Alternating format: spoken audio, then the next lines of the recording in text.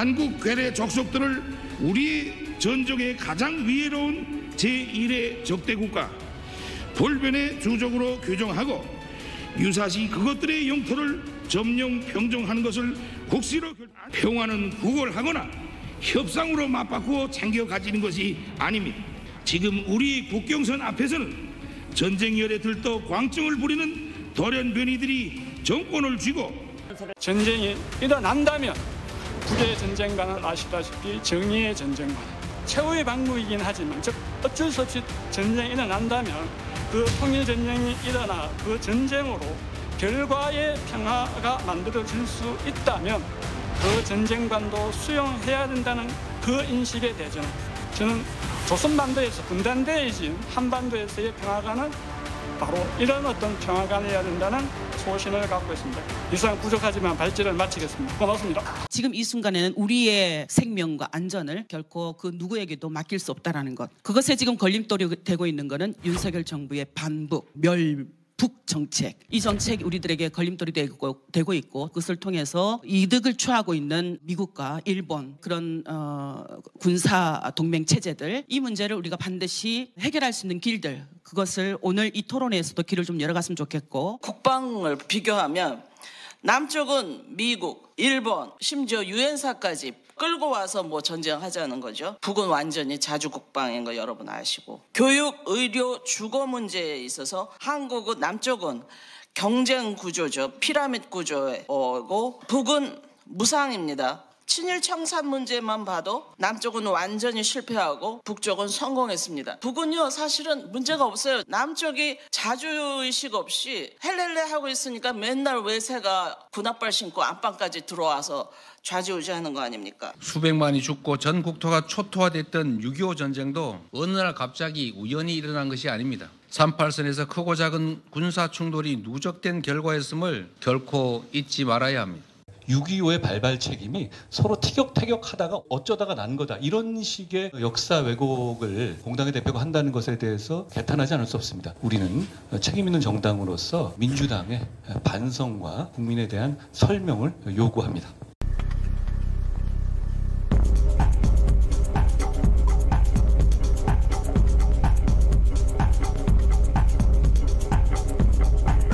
수천 년 동안 함께 살아왔던 한 나라가 분단된 지 불과 70여 년 만에 어떻게 이렇게 극단적인 두 나라로 나아갈 수가 있었을까? 북한은 적화를 할 수 있다고 생각했어요. 심지어는 6.25 남침도 한 거 아니에요.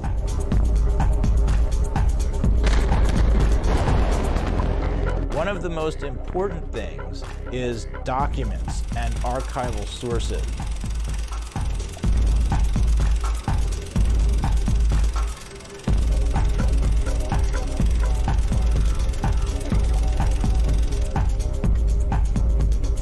(1954년 8월 2일) 뉴욕의 거리.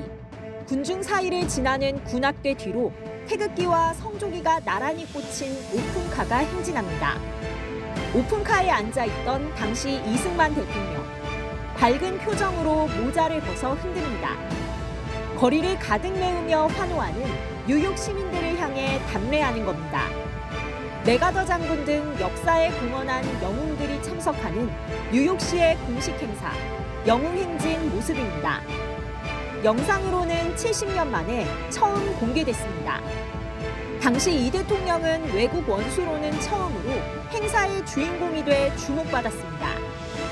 휴전과 한미상호 방위 조약이 이뤄진 다음 해였던 만큼 자유의 수호자로 불렸기 때문입니다. 다큐멘터리 제작자 김덕영 감독이 지난해 6월 미국으로 건너가 워싱턴에 있는 국립문서기록 관리청에서 45초짜리 미공개 영상을 찾아낸 겁니다. 이승만 대통령에 관한 전기라든가 이런 책들을 좀 읽기 시작했죠. 그래서 지난 3년 동안은 이승만 자가 들어가는 책들은 다 본 것 같아요. 그래서 그 영화를 보면서 정말 밤새워서 많이 좀 울었어요. 건국전쟁은 지금 이기고 있는 싸움을 하고 있습니다. 저는 세 가지 가장 중요한 변화를 말씀드리고 싶어요. 네. 첫 번째는 아까 말씀드렸던 20, 30대 여성들의 변화. 그동안 굉장히 페미니즘이라든가 이런 걸 위해서 작용화되어 있던 여성들이 진실이 무엇인지 그리고 사실 여성이 좀 모성애가 강하잖아요. 와, 이런 사람을, 이런 할아버지를 우리가 이렇게 홀대했나? 홀대하고 예. 심지어 범죄자로 우리가 인식하고 있었던 이 거짓된 역사를 깨닫기 시작했다. 예. 이건 굉장히 무섭고 놀라운 변화가 될 것이다. 저는 그렇게 그렇죠. 예. 생각하고 두 번째는 아까 또 좀 언급했지만 호남의 변화. 호남. 호남에서 예, 이 그렇죠. 민주당을 20년 동안 30년 동안 찍었지만 무차별적으로 예.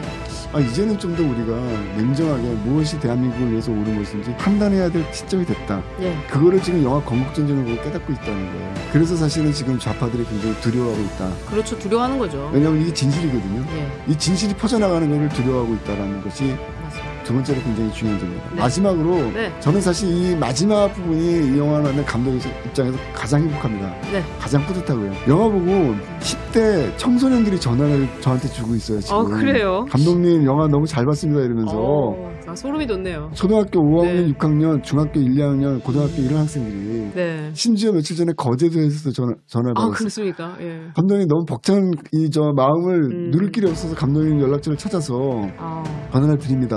너무 소중한 영화를 만들어주셨고 너무 많은 것을 깨달았습니다. 학교에서 배우지 못했던 대한민국의 올바른 역사를 배우고 나옵니다. 네. 이 얘기를 하는 거예요 저한테.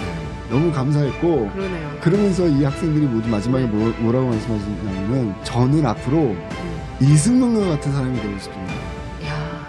놀랍지 않아요? 정말 놀랍네요. 우리가 여태까지 대한민국에서 이승만 대통령이 하야하신 4.19를 기점으로 해서 지금까지 그렇죠. 이승만은 온갖 비난과 왜곡, 거짓의 중심에 있었습니다. 감히 예. 집안에서 이승만이라는 단어도 꺼낼 수 없었어요. 그렇습니다. 그런데 여러분 지금 어린 학생들이 나는 커서 이승만 같은 사람이 되고 싶습니다라는 말을 아주 자랑스럽게 합니다.